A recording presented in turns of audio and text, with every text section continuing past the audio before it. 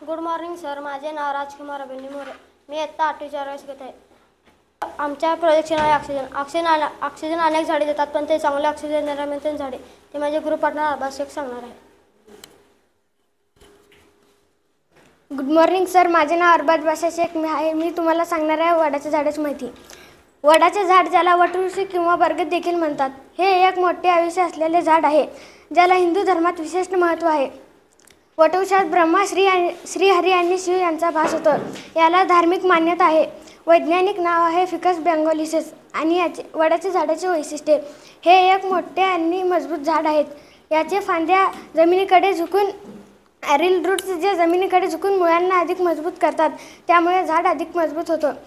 वडाच्या झाडाचे खोड जे मजबूत, गुळगुळीत आणि चिकट असतात. आता मी तुम्हाला सांगणार आहे चंदन या झाडाची माहिती. चंदन हे झाड साटालिटी एक सुगंधित आणि मौल्यवान झाड आहे, जे भारतीय उपखंडात आढळते.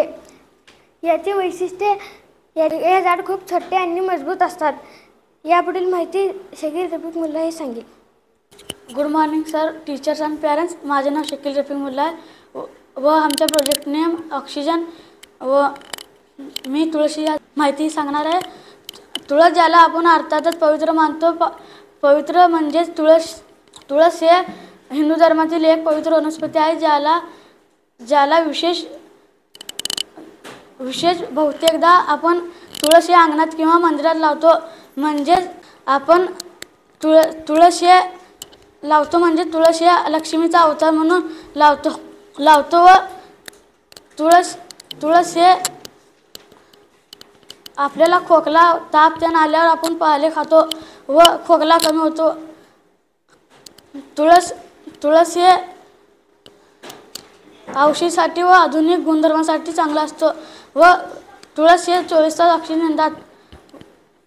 थँक्यू. यानंतर Shravani Pawar. Thank you Shakeel. My name is Shravani Jagannath Pawar. My project name is oxygen tree. यांनी सांगितल्याप्रमाणे मीही 2 झाडांची माहिती सांगणार आहे, ते म्हणजे कडुलिंब आणि पिंपळ. पिंपळ या झाडाचा इतिहास: पिंपळ हे भारतीय संस्कृतीत जन्म, मृत्यू आणि पुनर्जन्माचे प्रतीक मानले जाते. पिंपळ हे एक प्राचीन आणि महत्त्वाचे औषधीय झाड आहे. या झाडाला हिंदू, बौद्ध आणि जैन धर्मात विशेष महत्त्व आहे. तसेच पिंपळ ह्या झाडाला अतिशय पवित्र मानले जाते. आता आपण पिंपळ या झाडाची माहिती पाहणार आहोत. पिंपळ हे भारतीय उपखंडातील झाड आहे. हे झाड भिंतीवर, छपरावर, खडकावर, खांबावर, झाडावर जेथे जागा मिळेल तेथे वाढते. हे मोरेसी म्हणजे वट कुलातील झाड आहे. याचे वनस्पतीशास्त्रातील नाव फायकस रिलिजिओसा हे आहे. संपूर्ण भारतभर आढळणारे हे वृक्ष विशेषतः हिमालयाच्या उताराचा भाग, पंजाब, ओडिसा व कोलकाता येथे जास्त संख्येने आढळतो. या झाडाला भरपूर आयुष्य असल्याने याला अक्षयवृक्ष असे देखील म्हणतात. ज्या झाडाखाली गौतम बुद्ध बसले असता त्यांना ज्ञानप्राप्ती झाली, त्या विशिष्ट वृक्षाला बोधिवृक्ष किंवा ज्ञानाचा वृक्ष असे देखील म्हटले जाते. हे झाड 250 वर्ष जगू शकते. पिंपळाची पाने किंवा साल अर्कसेवन केल्याने पचनास मदत होते आणि बद्धकोष्ठता व अतिसार यांसारखे गॅस्ट्रोइंटेस्टाईल विकारांची लक्षणे दूर करण्यास मदत होते. तसेच या झाडांमध्ये सौम्यरेचक गुणधर्म असतात, त्यामुळे ज्या आतड्यांसंबंधी हालचालींना प्रोत्साहन देतात आणि पचन नियंत्रित करतात. आता गॅस्ट्रोइंटेस्टाईल हे रोग आरोग्य समस्या आहेत, जे पचन मार्गावर परिणाम करतात, ज्याला गॅस्ट्रोइंटेस्टाईल ट्रॅक्ट म्हणजे GI ट्रॅक्ट असे देखील म्हटले जाते. GI ट्रॅक्टमध्ये पोट, अन्ननलिका, लहान आणि मोठे आतडे, गुदाशय, पचनाचे सहाय्यक अवयव इत्यादी समाविष्ट असतात. सामान्य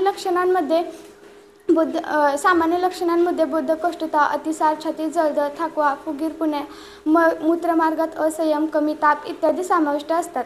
आता कडुलिंब या झाडाचा इतिहास: कडुलिंब म्हणजे ज्याला आझादीर्चित इंडिका म्हणूनही ओळखले जाते, हे एक प्राचीन आणि महत्त्वाचे औषधीय झाड आहे. भारतीय उपखंडात आणि दक्षिण आशियात हजारो वर्षापासून वापर केला जातो. प्राचीन उपयोग: कडुलिंब हे भारतीय उपखंडात आणि दक्षिण आशियात हजारो वर्षापासून विविध कारणांसाठी वापरला जातो, विशेषतः औषध म्हणून. वैद्यकीय उपयोग: कडुलिंबाचा उपयोग अनारोग्योपचार करण्यासाठी केला जातो, जसे त्वचेचे विकार, सर्दी, खोकला आणि रक्तशुद्धीकरणाकरिता केला जातो. सांस्कृतिक महत्त्व: कडुलिंबाला भारतीय संस्कृतीत विशेष महत्त्व आहे आणि कडुलिंबाला पवित्रही मानले जाते. तसेच कडुलिंब हे मैलियासी कुटुंबातील एक सदस्य आहे.